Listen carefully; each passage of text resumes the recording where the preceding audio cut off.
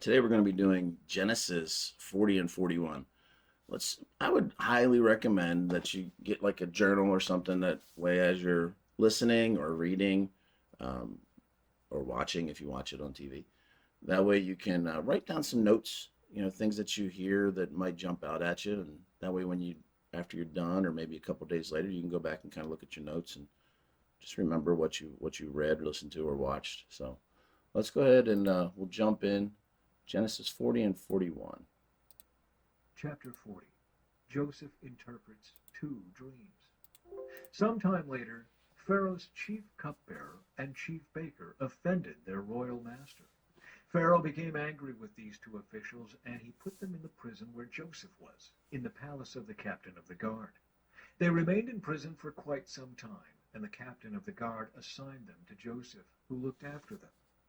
While they were in prison, Pharaoh's cupbearer and baker each had a dream one night, and each dream had its own meaning. When Joseph saw them the next morning, he noticed that they both looked upset. "Why do you look so worried today?" he asked them.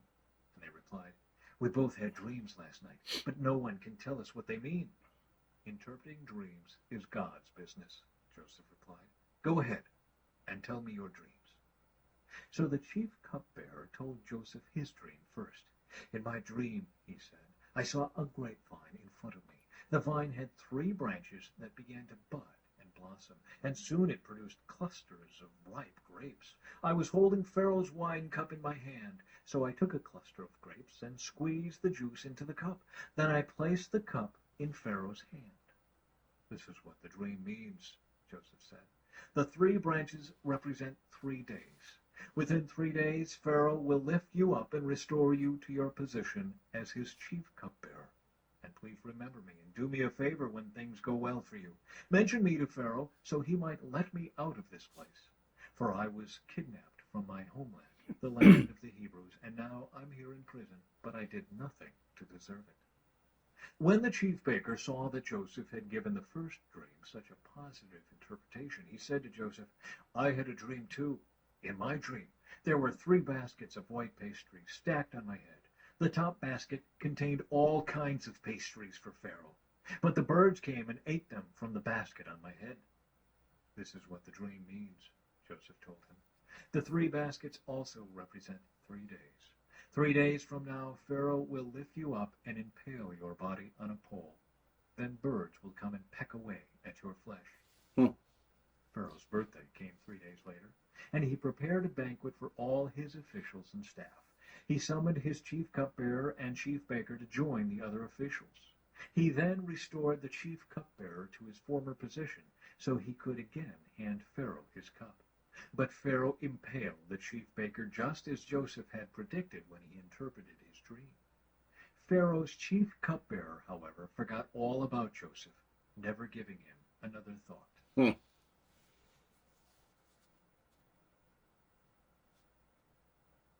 Corners. Isaac lived for 180 years. Then he breathed his last and died at a ripe old age, joining his ancestors in death. And his sons, Esau and Jacob, buried him.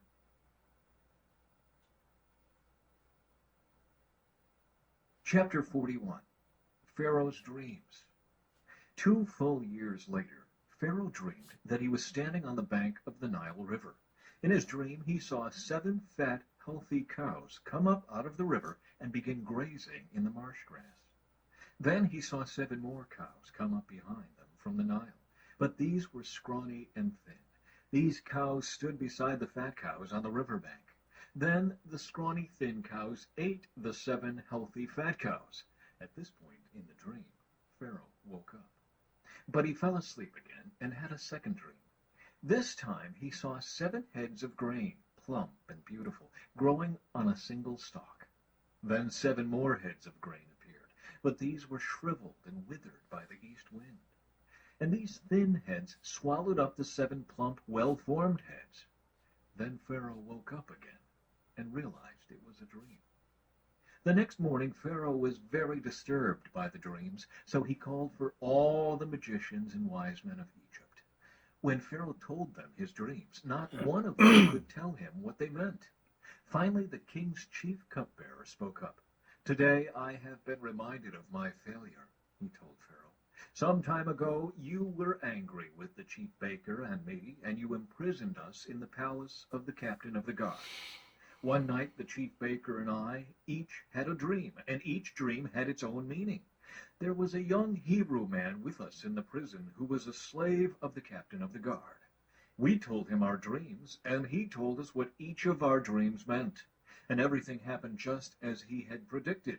I was restored to my position as cupbearer, and the chief baker was executed and impaled on a pole. Pharaoh sent for Joseph at once, and he was quickly brought from the prison. After he shaved and changed his clothes, he went in and stood before Pharaoh. Then Pharaoh said to Joseph, I had a dream last night, and no one here can tell me what it means. But I have heard that when you hear about a dream, you can interpret it. It is beyond my power to do this, Joseph replied. But God can tell you what it means and set you at ease. So Pharaoh told Joseph his dream. In my dream, he said, I was standing on the bank of the Nile River, and I saw 7 fat, healthy cows come up out of the river and begin grazing in the marsh grass. But then I saw 7 sick-looking cows, scrawny and thin, come up after them. I've never seen such sorry-looking animals in all the land of Egypt.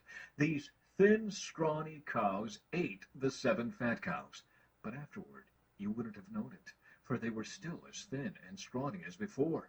Then I woke up. Then I fell asleep again, and I had another dream. This time I saw 7 heads of grain, full and beautiful, growing on a single stalk. Then 7 more heads of grain appeared, but these were blighted, shriveled, and withered by the east wind. And the shriveled heads swallowed the 7 healthy heads. I told these dreams to the magicians, but no one could tell me what they mean. Joseph responded, both of Pharaoh's dreams mean the same thing. God is telling Pharaoh in advance what he is about to do. The 7 healthy cows and the 7 healthy heads of grain both represent 7 years of prosperity. The 7 thin, scrawny cows that came up later and the 7 thin heads of grain withered by the east wind represent 7 years of famine. This will happen just as I have described it, for God has revealed to Pharaoh in advance what he is about to do. The next 7 years will be a period of great prosperity throughout the land of Egypt. But afterward there will be 7 years of famine so great that all the prosperity will be forgotten in Egypt. Famine will destroy the land. This famine will be so severe that even the memory of the good years will be erased. As for having 2 similar dreams, it means that these events have been decreed by God, and he will soon make them happen. Therefore, Pharaoh should find an intelligent and wise man and put him in charge of the entire land of Egypt. Then Pharaoh should appoint supervisors over the land and let them collect 1/5 of all the crops during the 7 good years. Have them gather all the food produced in the good years that are just ahead and bring it to Pharaoh's storehouses. Store it away and guard it so there will be food in the cities. That way there will be enough to eat when the 7 years of famine come to the land of Egypt. Otherwise, this famine will destroy the land. Joseph made ruler of Egypt. Joseph's suggestions were well received by Pharaoh and his officials. So Pharaoh asked his officials, "Can we find anyone else like this man so obviously filled with the Spirit of God?" Then Pharaoh said to Joseph, "Since God has revealed the meaning of the dreams to you, clearly no one else is as intelligent or wise as you are. You will be in charge of my court, and all my people will take orders from you. Only I, sitting on my throne, will have a rank higher than yours." Pharaoh said to Joseph, "I hereby put you in charge of the entire land of Egypt." Then Pharaoh removed his signet ring from his hand and placed it on Joseph's finger. He dressed him in fine linen clothing and hung a gold chain around his neck. Then he had Joseph ride in the chariot reserved for his second in command, and wherever Joseph went, the command was shouted, "Kneel down." So Pharaoh put Joseph in charge of all Egypt. And Pharaoh said to him, "I am Pharaoh, but no one will lift a hand or foot in the entire land of Egypt without your approval." Then Pharaoh gave Joseph a new Egyptian name, Zaphenath-Paneah. He also gave him a wife, whose name was Asenath. She was the daughter of Potipherah, the priest of On. So Joseph took charge of the entire land of Egypt. He was 30 years old when he began serving in the court of Pharaoh, the king of Egypt. And when Joseph left Pharaoh's presence, he inspected the entire land of Egypt. As predicted, for 7 years the land produced bumper crops. During those years, Joseph gathered all the crops grown in Egypt and stored the grain from the surrounding fields in the cities. He piled up huge amounts of grain like sand on the seashore. Finally, he stopped keeping records because there was too much to measure. During this time, before the first of the famine years, 2 sons were born to Joseph and his wife Asenath, the daughter of Potipherah, the priest of On. Joseph named his older son Manasseh, for he said, "God has made me forget all my troubles and everyone in my father's family." Joseph named his second son Ephraim, for he said, "God has made me fruitful in this land of my grief." At last, the 7 years of bumper crops throughout the land of Egypt came to an end. Then the 7 years of famine began, just as Joseph had predicted. The famine also struck all the surrounding countries, but throughout Egypt there was plenty of food. Eventually, however, the famine spread throughout the land of Egypt as well. And when the people cried out to Pharaoh for food, he told them, "Go to Joseph and do whatever he tells you." So with severe famine everywhere, Joseph opened up the storehouses and distributed grain to the Egyptians, for the famine was severe throughout the land of Egypt. And people from all around came to Egypt to buy grain from Joseph because the famine was severe throughout the world.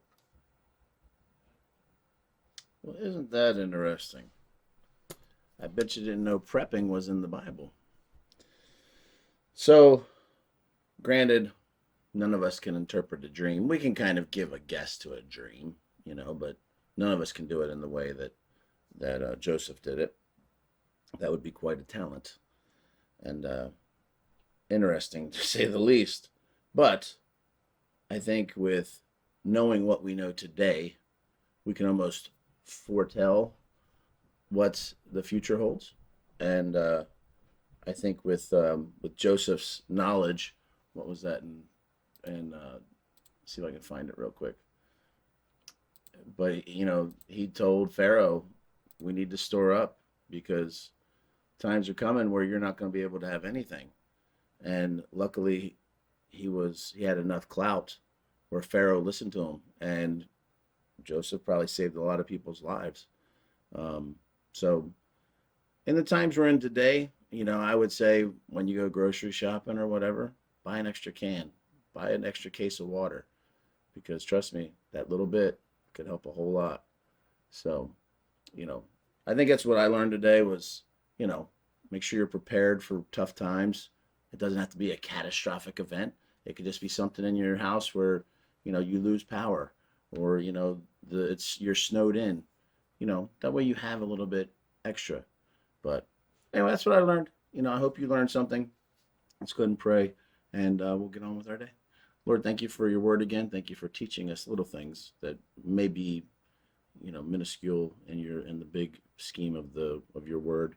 But just thank you for all that you do. And just pray that you'll bless our day, and then we'll come back tomorrow and read and learn something new. In your name, amen.